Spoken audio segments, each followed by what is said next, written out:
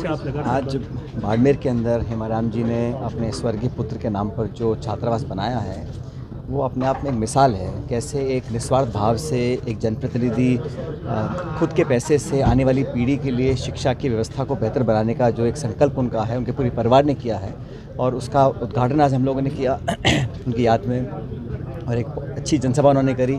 तो क्षेत्र के लोगों का, इलाके के लोगों का, ज़िले भर के लोगों का उनसे बहुत एक भावनात्मक जुड़ाव है।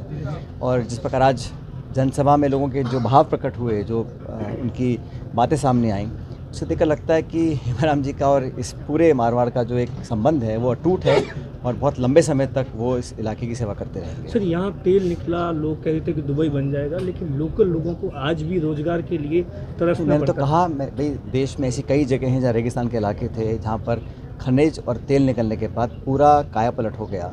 मैं उम्मीद करता हूँ कि आने वाले समय में और इस ज़िले के जो नौजवानों को प्राथमिकता मिले रोज़गार में, ये हम सब चाहते हैं।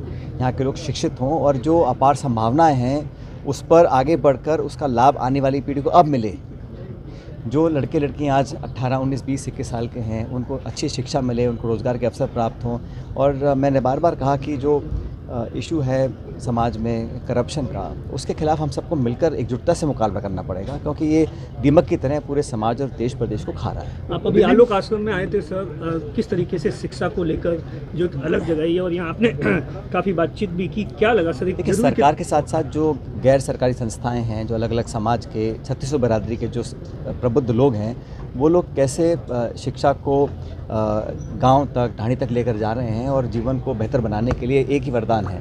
मैंने अपने भाषण में भी कहा कि किसानी और पढ़ाई ये दो साधन हैं कमाई के।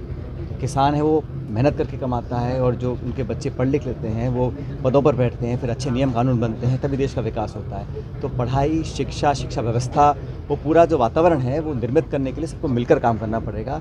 और बार बार मैं जोर देता हूँ कि आने वाली जो नई पीढ़ी है उसकी प्रतिभाओं को सही जगह, प्लेटफॉर्म मिले, ये हम सबकी जिम्मेदारी है। जिनको मेडल मिला है वो दिल्ली में धरने पे बैठे हैं। मैंने कहा मेरा दिल दुखता है जब नौजवानों के साथ उत्पीड़न होता है। जो पहलवान धरने पर बैठे थे दिनों तक, वो उस पर कार्रवाई सरकार कतरा रही करने में, जब पूरे देश के लोग चाहते हैं जो हमारे लिए मेडल जीत कर आए हैं अंतर्राष्ट्रीय स्तर पर, ऐसे खिलाड़ी जिनका नाम रोशन हुआ देश का उनकी वजह से, आज वो न्याय की गुहार लगा रहे हैं और सरकार संकोच कर रही है काम करने में। तो ये तो उनकी जिद का प्रतीक है।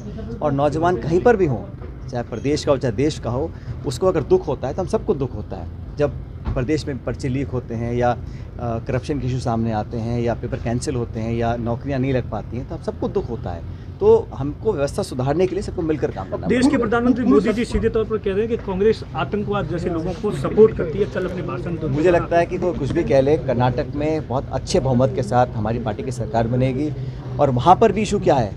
वहाँ पर भी इशू करप्शन का है ना। कर्नाटक में जो भाजपा सरकार है, भाजपा की, उस पर 40% करप्शन कमीशन का आरोप हम लोग लगा रहे हैं और लोग इस बात को यकीन उसका कर रहे हैं। इसीलिए मैं कहता हूँ राजस्थान में भी जो भाजपा के शासन में करप्शन हुआ था उसको उजागर करने का समय आ गया है और हम लोगों को पुख्ता उसकी जो हमने खुद अपने मुंह से कमिटमेंट किया है उस पर खरा उतरना पड़ेगा। सर, वहाँ तो सरकार बन रही है, लेकिन यहाँ बता दें कि सर्वे रिपोर्ट के अंदर कुछ विधायक, काफ़ी विधायक मंत्री हैं, वो चुनाव आ रहे हैं। ऐसे में कैसे आपका जो सपना है, आप बार-बार कहते हैं कि मैंने 1.5 साल से चिट्ठियाँ लिखी थी और उस समय के कार्यकाल में जो घपले आरोप हमने लगाए थे उस पर पुख्ता कार्रवाई के लिए मैंने आग्रह किया था। उसके बाद मैंने एक दिन का अनशन भी किया जयपुर के अंदर 11 अप्रैल को। बार बार मैं आग्रह कर रहा हूँ कि इस पर कठोर कार्रवाई करें ताकि लोगों के मन में विश्वास रहे कि हम जो कहते हैं कर दिखाते हैं। और मैंने कभी नहीं कहा कि कोई मिलीभगत है।